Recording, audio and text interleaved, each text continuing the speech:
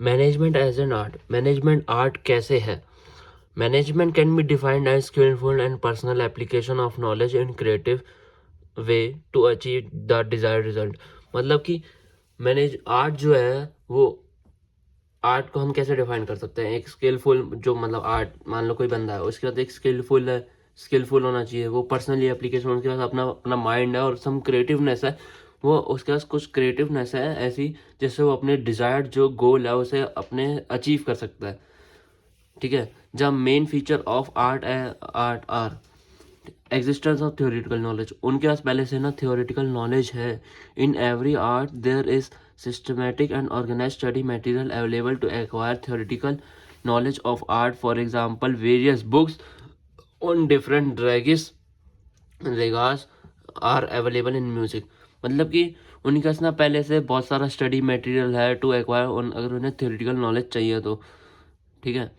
या for example जैसे तुम्हें पहले से ही फुटबॉल के रूल पता है, और इनके पास ना बहुत सारे एग्जांपल ले सकते हो, उनके पास बहुत सारी ना डिफरेंट बुक्स अवेलेबल है। जैसे इसके लिए म्यूज़िक के लिए उनके पास है राग्स। ठीक है।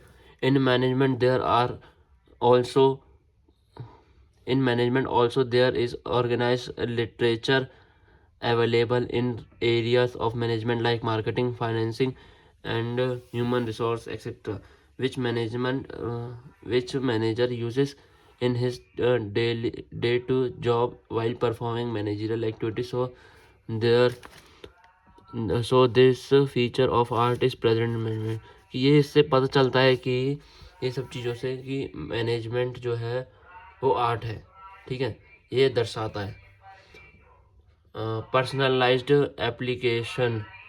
ठीक है। In the field of art, जो हम ये फील्ड है आर्ट की, उसमें theoretical knowledge is not enough, उसमें खाली थियोरेटिकल नॉलेज इनफ नहीं है। एवरी आर्टिस्ट है पर्सनल स्किल, जो भी आर्टिस्ट है उसके पास अपनी पर्सनल स्किल होती है टू अप्लाई दैट नॉलेज, वो उस नॉलेज के साथ वो अप्लाई करता है। For example all musician learn some ragas, सारे म्यूजिशियन लर्न करता है ragas, but they apply these ragas according to their personal, जो उनके पास अपनी पर्सनल स्किल है वो उस तरीके से अप्लाई करते हैं। विच मेक्स देम डिफरेंट, वो उन्हें अलग बनाते हैं। Even two speaker, two dancer, two actor will always differ in demonstrating act. वो जब भी दो, मान लो दो स्पीकर है, कोई दो डांसर है, दो एक्टर है, वो हमेशा अपना डिफरेंट तरीके से डेमोन्स्ट्रेट करेंगे, अपने एक्ट को अलग तरीके से ही दिखाते हैं बहुत बार।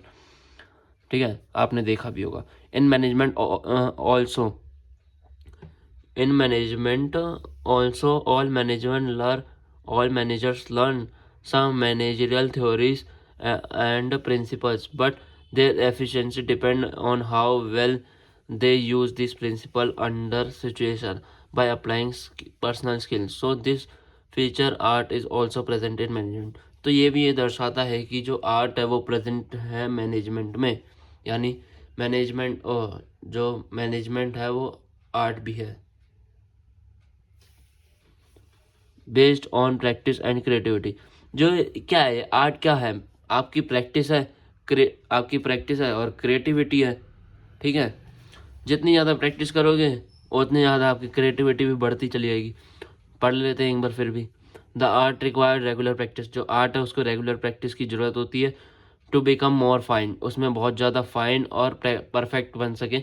Without practice artist lose their perfection, अगर वो प्रैक्टिस नहीं करेगा तो अपनी परफेक्शन खो देगा। Art require creativity practice, art को भी रिक्वायर है क्रिएटिविटी चाहिए, कुछ प्रैक्टिस करेंगे तो क्रिएटिविटी भी बढ़ेगी। Artist must add his creativity to the theoretical knowledge,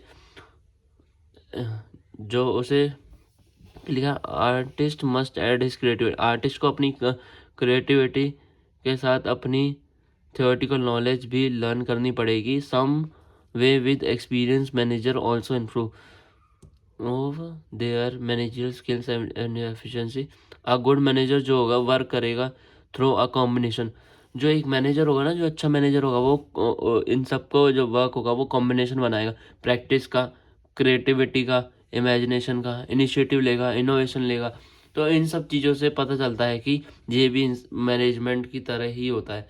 art is also present in management. Thanks for watching.